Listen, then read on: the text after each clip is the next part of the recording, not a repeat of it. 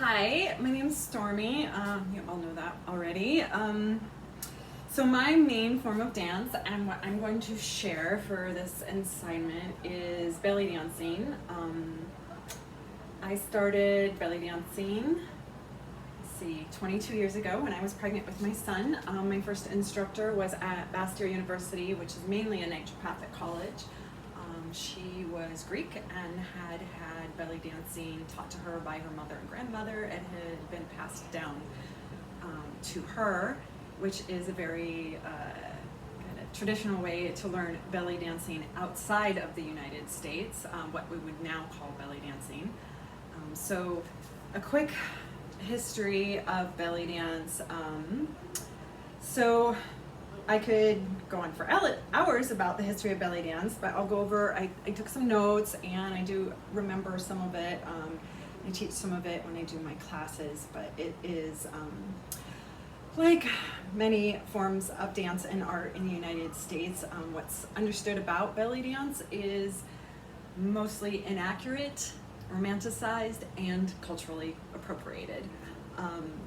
So the first known belly dancer in the United States was during the World Fair at Chicago in the late 1800s. There was a woman that performed as a belly dancer, and then the most famous early belly dancer, was a woman named Mata Hari. She was actually Dutch. She was a poor Dutch woman who, out of desperation, brilliance, and creativity, reinvented herself in Europe, saying that she had studied dance in the Middle East and India, and she started performing to sold out shows. There's some really cool old pictures of her and her costumes, vintage, like black and white postcards, and I have some of them actually. I might have one of these, I believe, is her. I'm not sure, but I don't know if you can see these. Her name was Mata Hari, her stage name, and she had said that she had studied Indian temple dancing, and had also come up with like the dance of the veils. I don't know if she got that from the dance of the seven veils from the Bible, but she ended up doing these performances to sold out shows in Europe, and eventually started having affairs with rich aristocrats and high top military. And as she, I think in her 40s, became like just desperate as a woman performer financially, and was offered money by a German military man, and she took it and ended up being a spy for the Germans in World War II, and executed by the French for being a spy. And she's infamous, famous, notorious for that. And so a lot of the stuff, interestingly, that she did, like the myths that she spread, they stuck. They're a bit still around in the popular culture. Like oh my gosh, there's this.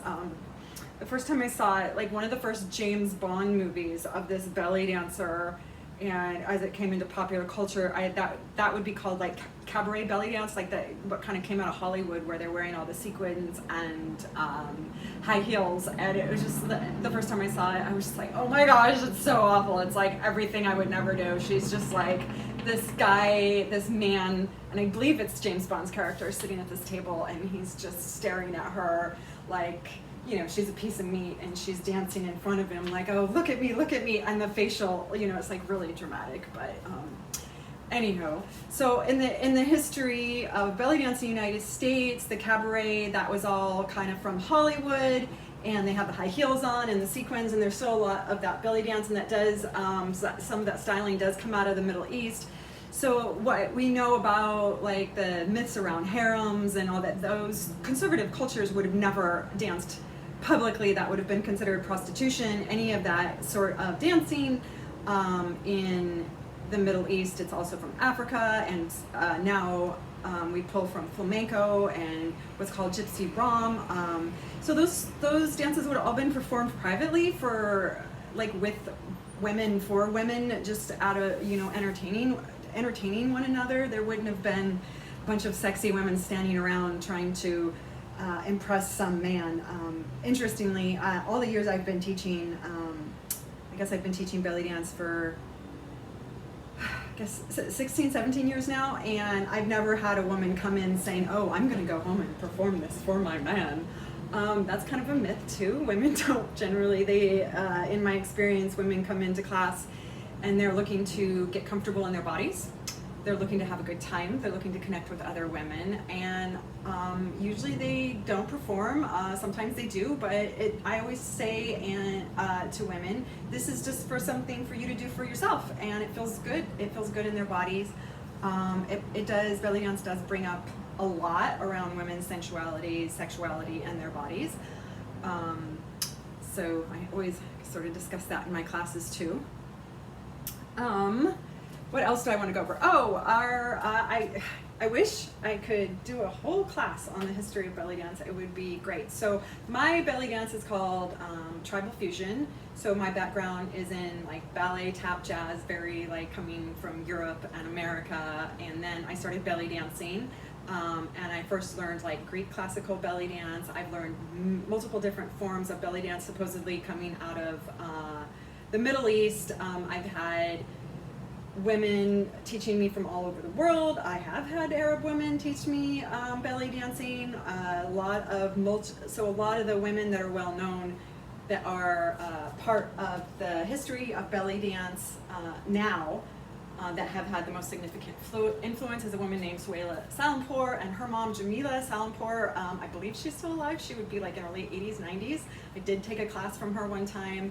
I cannot remember where they're from. They are Middle Eastern, and she divorced her husband when her daughter Suhaila, who I've taken classes from, was little, because they came from a very conservative culture, and he told her she couldn't belly dance anymore, and so she left him. Another woman who is local, her name is Delilah, local in Seattle. She has over the years become involved with, there was a legal case that she became involved with where it was for a time, I think in the 70s, like illegal to belly dance in public.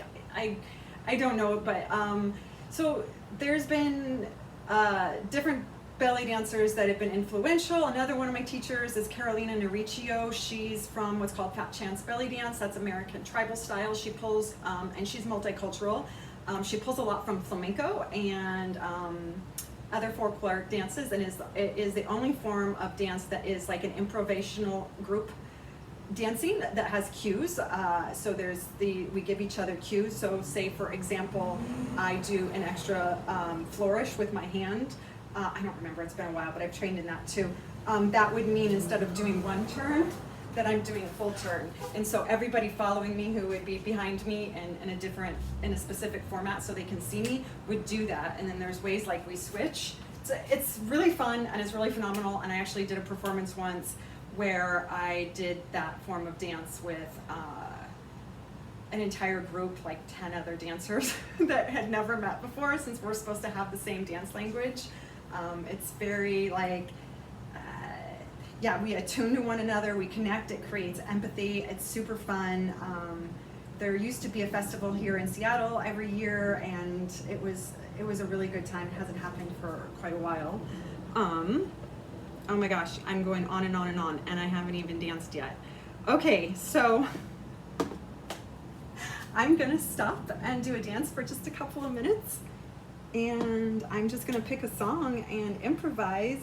Gosh, I feel like I just didn't hardly even share, but that's because it's my thing, so I could probably just talk for hours. So this is partly a song by Beats Antique, which is most well known for tribal fusion belly dance, which is a fusion of like, well, you'll see, it's like Middle Eastern dance and Indian dance and flamenco dance and jazz. It's just everything. So I have no idea what I'm going to do. I just decided to use this song because it has some Middle Eastern beats in it.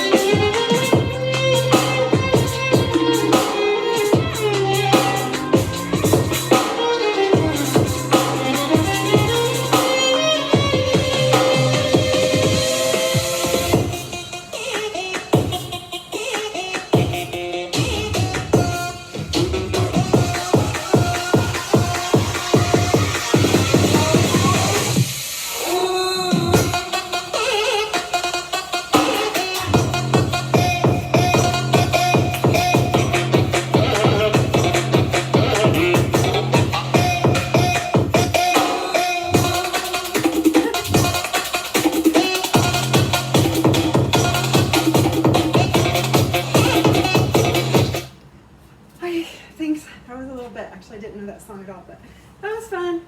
Hope I get to dance with all of you soon.